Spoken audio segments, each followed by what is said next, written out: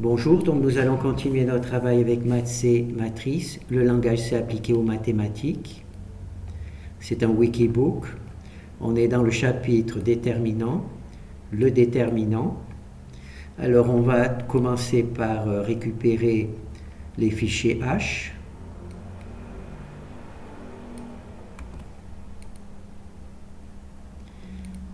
Alors, on travaille dans le répertoire, moi je travaille dans le répertoire CMR.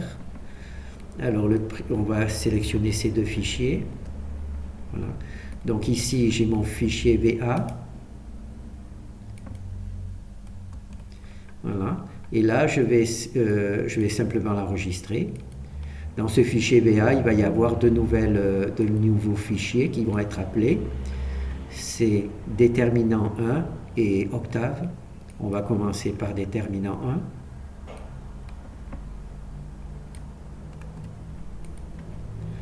1. Alors, tout sélectionner. Voilà.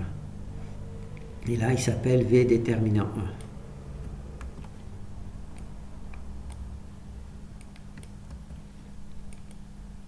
1. Voilà. Donc ici, c'est la fonction qui va nous permettre de calculer le déterminant. D'accord? Donc on étudiera cette fonction un peu plus tard.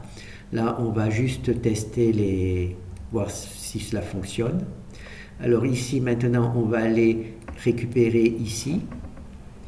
Alors, ce fichier...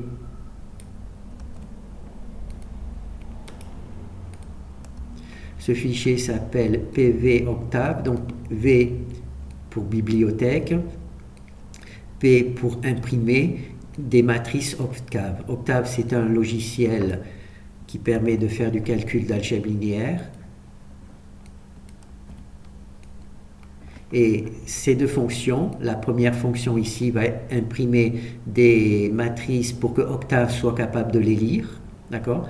Et la deuxième version, elle va imprimer des matrices aussi que Octave va être capable de lire, mais sous forme scientifique, d'accord, avec le E. Ici, c'est le E, d'accord. Octave demande un formatage un peu particulier, donc j'ai écrit ces deux fonctions pour que cela apparaisse, d'accord. Alors, on va d'ailleurs commencer tout de suite, on va vérifier avec Octave.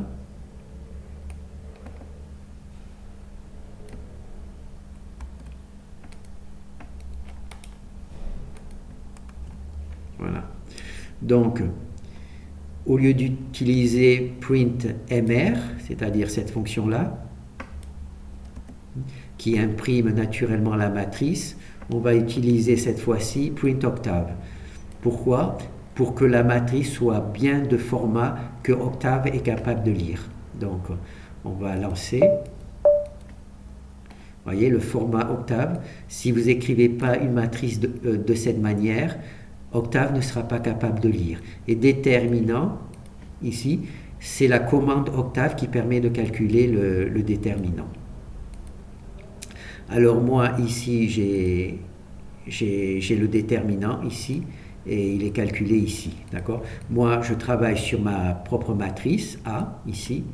Là, c'est ma fonction mathématique. Par contre, là, c'est la fonction de la librairie. Alors que là, c'est l'appel à la fonction d'Octave. D'accord? Donc là, je vais copier ce texte. Je vais le mettre dans Octave. Voilà, Octave, c'est ce logiciel. Je vais juste un peu, voilà, pour mettre le truc. Et on va coller. Alors là, c'est la matrice que je viens de récupérer ici. Hop, hop, hop. Se retrouve là, je tape sur Return, et là j'ai 1069.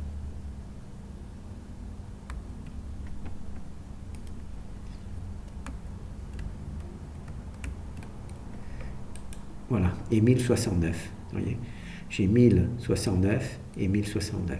D'accord? Donc on va faire un autre exemple.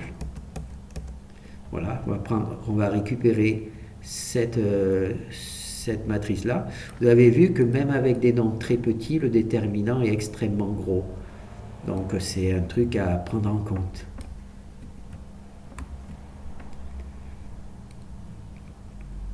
concurrence. Donc là, j'ai recopié ma matrice. Là, la valeur, le nombre est tellement gros que Octave préfère le mettre sous forme scientifique. Voilà. Voilà. 6, 8, 5, 5, 0. Voilà, lui, il a mis sous forme scientifique. On va pouvoir faire peut-être la même chose. Donc ici, on va le mettre avec 8 chiffres après la virgule et sous forme scientifique aussi. Comme ça, on va lui faire concurrence. On va montrer que nous aussi, on est capable de faire des formats scientifiques. Voilà, donc là, on a fait la forme scientifique. Mais là, j'ai pas... voilà, on va essayer d'avoir une grosse matrice. Voilà, là, on a une grosse matrice. J'espère que Octave va donner aussi la version scientifique. Voilà, return, et on obtient, voilà. Donc là, je récupère la solution. Et je la mets là, et voilà. On a la même valeur. Lui, il a mis 1, 2, 3, 4 chiffres après la virgule. Moi, j'ai mis 1, 2, ah oui, 8 chiffres après la virgule. C'est pour ça que moi, ici, j'ai un 8. Ah, d'accord, lui, il s'arrête ici. Il s'arrête ici à 2, il a transformé en 3 pour arrondir. Et moi, il y a 2 chiffres un peu plus. D'accord? Donc, on a bien ça. Je vais essayer d'avoir une grosse matrice. Voilà, là, on a encore une grosse. Voilà.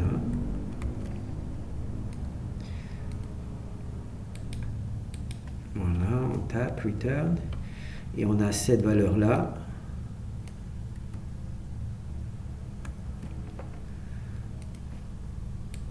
Voilà, on a cette valeur là, là ça fait 399, ok.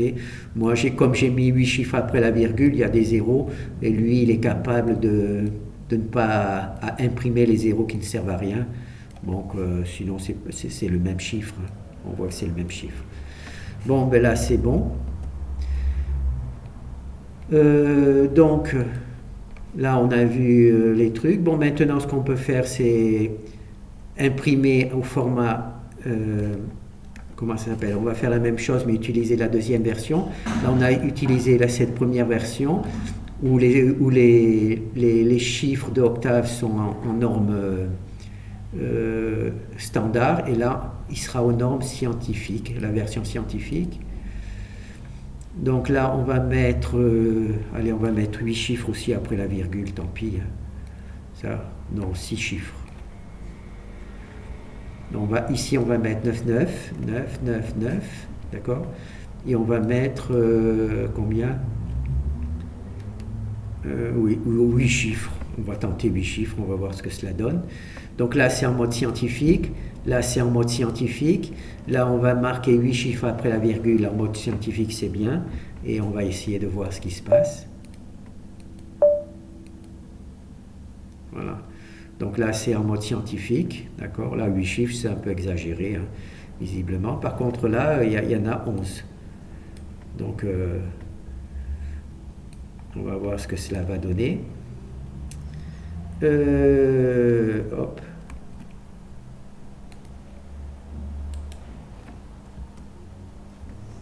Ah oui.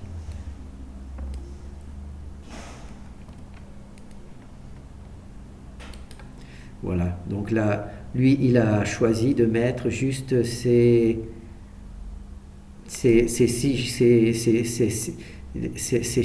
premiers chiffres. Là, le 6, moi, il y a un 9. Il a donc remplacé par 6. D'accord? Donc, non, le 5, il a remplacé par 6, puisque moi, ensuite, il y a un 9. Donc, c'est vrai, c'est un arrondi tout à fait correct. Donc là, il a mis 1, 2, 3, 4 chiffres après la virgule. Donc, on va essayer de mettre la même chose, 4 chiffres après la virgule, pour se rapprocher le plus possible. Donc, 4 chiffres après la virgule. C'est ici qu'il y a 4 chiffres après la virgule. D'accord? Donc, on va essayer. Donc là, il y a bien 4 chiffres après la virgule, exactement comme pour le truc. Donc on va voir.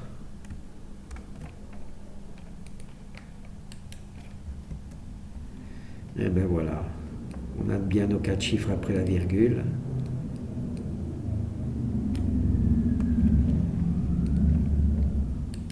Voilà, on a exactement la même valeur. D'accord, 4 chiffres après la virgule. D'accord. Alors, ce qu'il y a de particulier avec la fonction print octave, voilà. Ce qu'il y a de particulier avec la fonction print octave, c'est qu'en règle générale, on va faire ça. Là, il faudrait que je remette comme il était au départ. Donc, je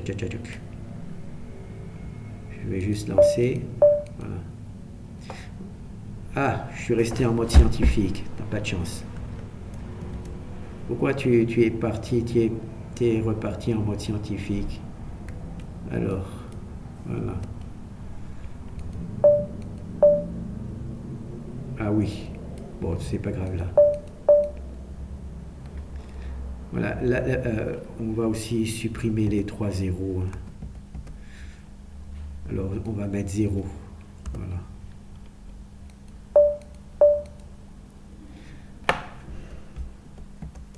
Voilà. La fonction, peut-être que ça a changé puisqu'il y a de nouvelles versions pour Octave, mais dans la version, moi, quand j'ai écrit cette fonction, si on mettait des espaces, Octave ne reconnaissait plus la matrice. Il fallait donc coller les nombres les uns après les autres, d'accord? Donc ça fait que suivant les nombres qu'il y a, les colonnes sont plus correctes comme dans nos impressions en langage C. C'est pas grave, hein. Et il faut mettre un point-virgule après chaque ligne. Et la dernière ligne, par contre, il faut mettre un truc. Bon, on verra plus tard l'écriture de ces fonctions. Ce qu'on peut faire peut-être, c'est voir un petit peu les... On verra le code plus tard. Là, on va essayer de voir un petit peu les exemples d'application.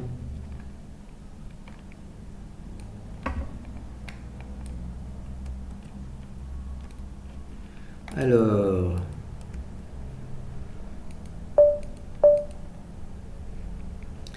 on dessine deux matrices. Non, on dessine une seule matrice. On calcule sa transposée. Donc les lignes deviennent des colonnes et les colonnes deviennent des lignes. On change c'est la transposée.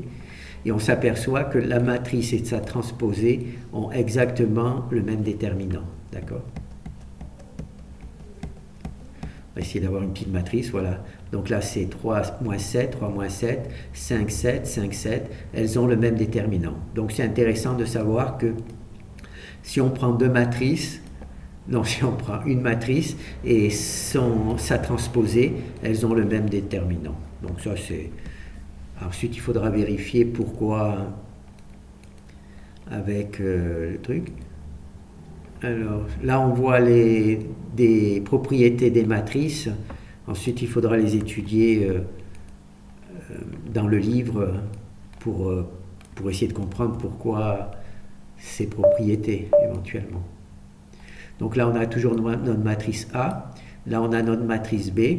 Et le fait de multiplier la matrice A par la matrice B, on obtient la même valeur que si on multiplie d'abord les matrices et qu'ensuite on calcule le déterminant. D'accord? Donc on peut calculer le déterminant de A, puis calculer le déterminant de B et multiplier le déterminant de A et B. C'est la même chose que de multiplier A et B et ensuite en calculer le déterminant. Donc, ici je calcule le déterminant de A, ici je calcule le déterminant de B, et donc je l'imprime, et ici je multiplie A par B, ça me donne AB, d'accord, et je calcule le déterminant de AB, d'accord. Là je l'ai écrit sur une seule ligne, d'accord, la multiplication. Donc ça c'est une propriété qu'il faudra essayer de comprendre pourquoi ça fonctionne.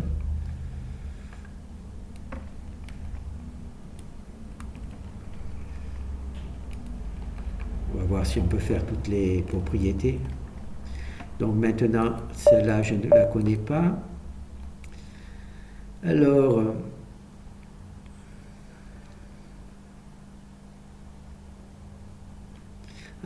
si la colonne 3, Donc la colonne 3, c'est celle-là. D'accord? Si je multiplie cette colonne par 2, d'accord? Et si je calcule le déterminant de A et ensuite le déterminant de B, je m'aperçois que le déterminant de A et le déterminant de B et le déterminant de A, on voit que si on multiplie une ligne par 2, le déterminant de B, le déterminant est multiplié par 2. Là, j'ai ma première matrice A, d'accord? Je multiplie la colonne 3 par 2. Ça va me donner ça. Hein? Voilà, cette colonne-là, je la multiplie par 2, ça va donner ça. Alors maintenant, si je calcule le déterminant de cette matrice, j'obtiens 248.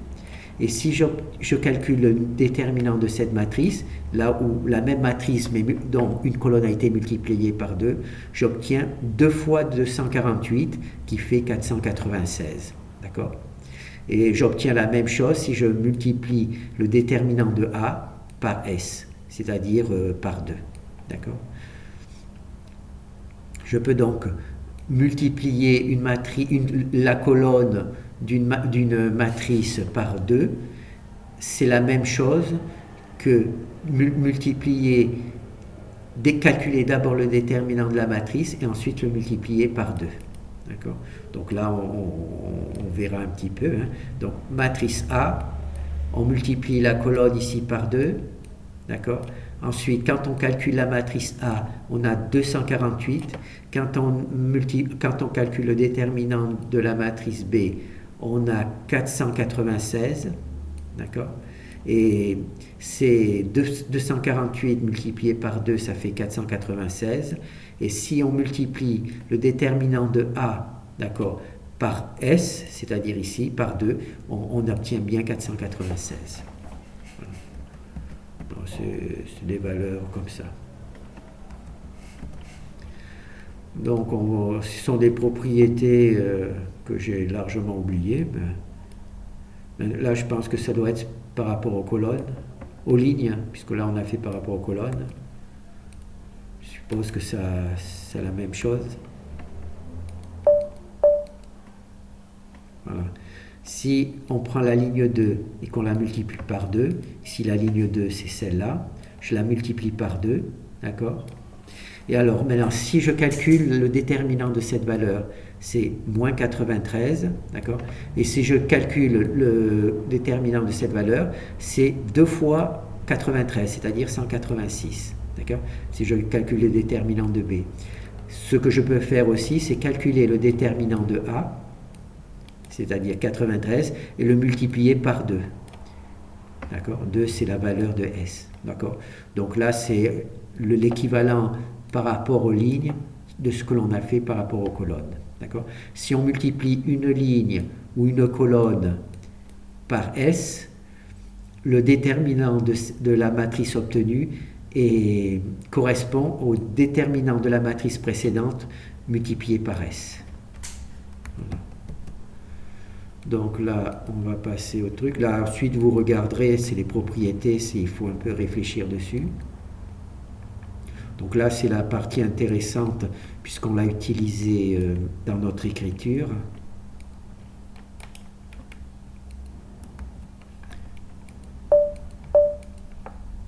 Voilà, nous, on l'a utilisé pour la construction de notre travail.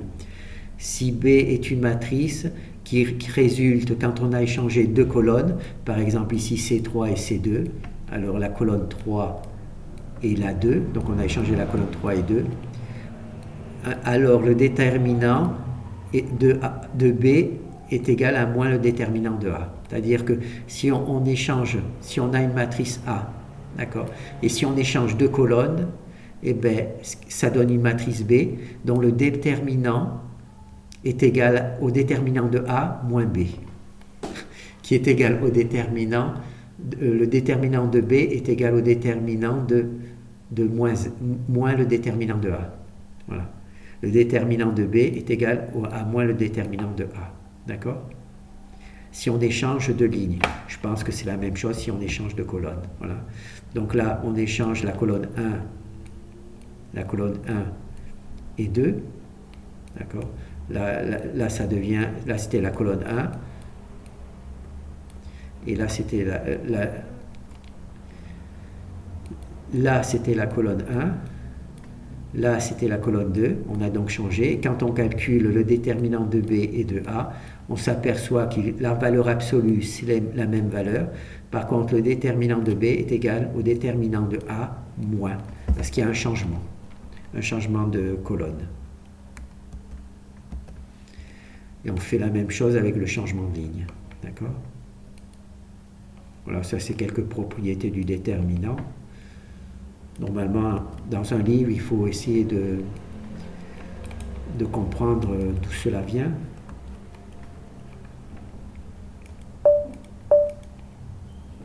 Voilà, donc là, on a deux matrices. Ce qui les différencie, c'est qu'on a échangé deux lignes.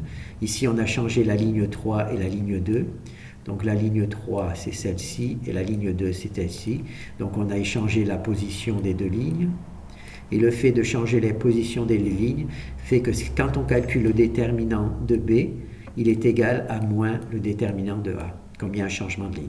D'accord? Voilà. Donc c'est bon. Hein? Alors, on va voir un peu le code du langage C. Donc là, on a vu tous les exemples. Donc on va voir par exemple le code de ce travail. Donc, alors ici, on crée une matrice A. Ici, on crée une matrice B.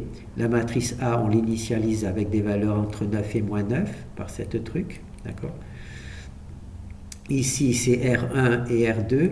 Donc, on choisit, on choisit des nombres aléatoires. Là, c'est une méthode qui permet de choisir des nombres aléatoires pour les lignes sans que l'on dépasse sans qu'on sorte du tableau.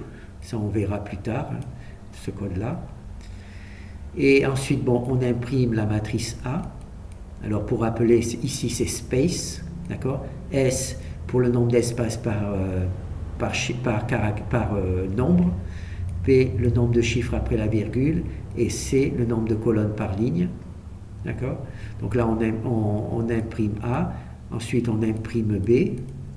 Mais avant de l'imprimer, naturellement, on copie A dans B. Ensuite, on échange les lignes R1 et R2. D'accord? Donc, on obtient cette valeur. Et ensuite, on calcule le déterminant de A. Et ensuite, on calcule le déterminant de B. Et on s'aperçoit qu'il y a le signe moins qui les différencie. D'accord? Moins 1920 plus 1920. Voilà. Donc là, je pense qu'on a vu toutes les propriétés de la matrice. Donc peut-être qu'on va essayer de voir ensuite le code du déterminant et le code de la fonction printf. Merci.